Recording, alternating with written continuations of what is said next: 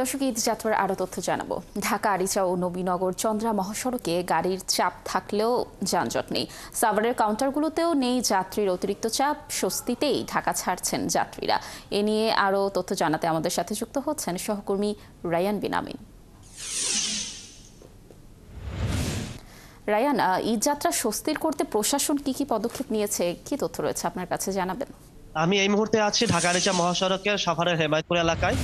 সকাল থেকে সাভারের আমিনবাজার থেকে নবীনগর পর্যন্ত এই পুরো পথটাই আমি ঘুরে দেখেছি। এখনো পর্যন্ত কিন্তু ঈদ যাত্রার যে চাপ সেটি চোখে পড়েনি। গাড়ির চাপ আছে কিন্তু যানজট নেই। আর এই যানজট রোধে এবার প্রশাসন বেশ কিছু পদক্ষেপ নিয়েছে। তার মধ্যে অন্যতম হচ্ছে মহাসড়কে থানা পুলিশের পাশাপাশি হাইওয়ে পুলিশ এবং ট্রাফিক পুলিশের সংখ্যা বাড়িয়েছে।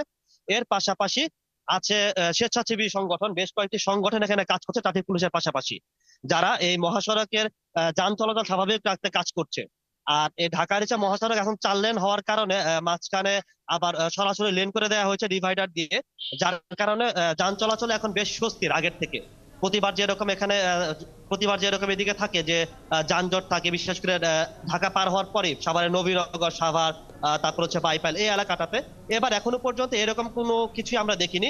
অনেকটা স্বাচ্ছন্দ্যে এবং স্বস্তিতে যাত্রীরা এই মহাসড়ক পার হয়ে যেতে পারছেন। তবে আজকে বিকেলের পর গার্মেন্টস ছুটি হবে।